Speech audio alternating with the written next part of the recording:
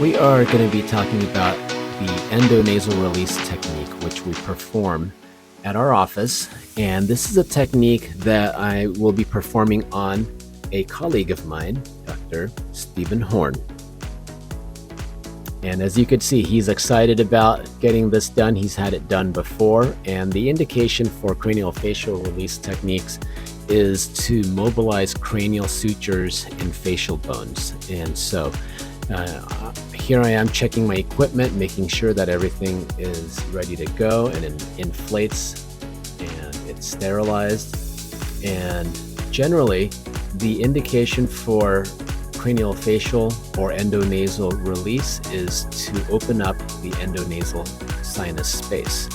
And it also helps to mobilize cranial sutures as well around the face and around the head.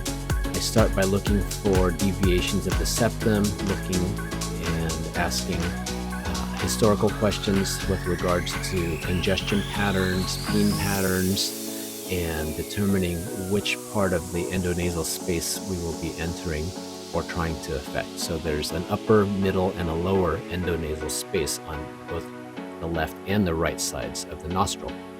And so once we determine which area we're going to be affecting, we use the guide, we insert it into the space.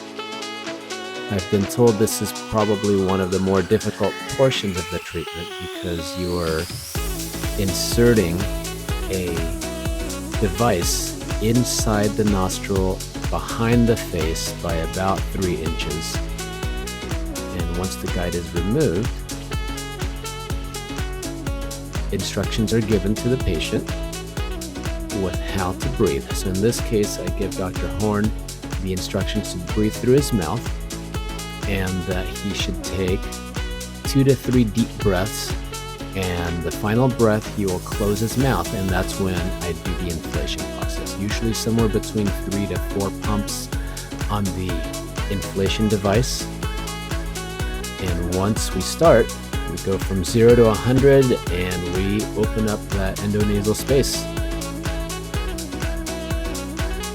And we also release it right away, but it can be released with a hold time of somewhere between 1 to 4 seconds, which gives the balloon inflation more time to release and mobilize the space in the hard palate and around the sphenoid bone.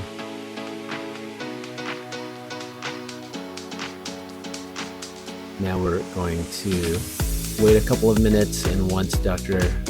Horn is oriented again, we will perform the endonasal release on the opposite side.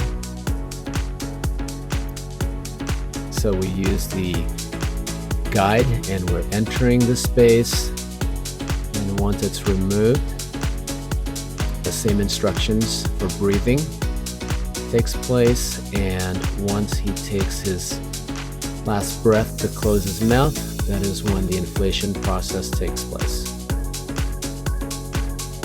Occasionally, the inflation will go to the posterior part of the endonasal passage and exit out into the back of the throat, and you can see the inflation going into the mouth for a very short period of time. And that is a normal phenomenon, and when the balloon has nowhere else to go, it goes to the back of the throat, but it is easily deflated. And here I give instructions to the patient about what to expect. And sometimes when you have your sinuses expand really quickly, you're going to feel your nose being runny and maybe a little bit inflamed, but the breathing should be remarkably better, and you should depressurize around your eustachian tubes and your ears. And so there he goes, on with the day.